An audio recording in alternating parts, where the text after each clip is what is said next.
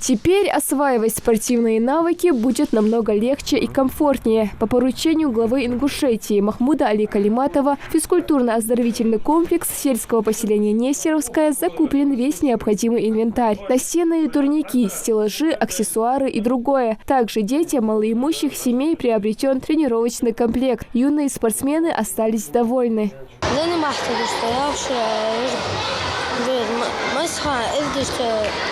تركوش حماش إيتي شخوص تاترش تش ياخد تنتع حين راس ورصد تركوش برصوف كجي حماجي.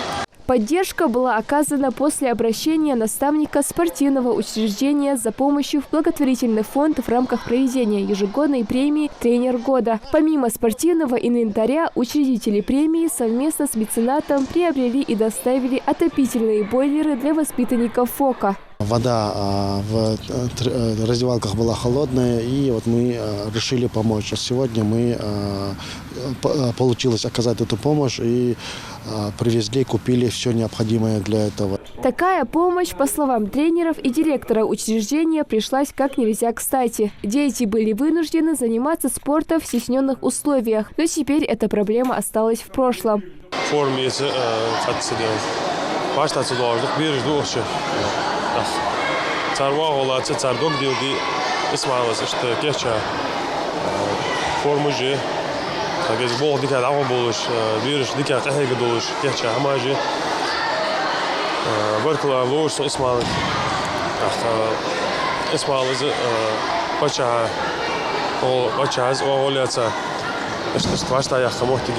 Все условия в ФОКе созданы. Теперь самое главное остается за юными борцами – развиваться и прославлять свою республику в спортивном мире. Малика Измайлова, Джоухар Барахоев, Султан Магушков. Новости 24.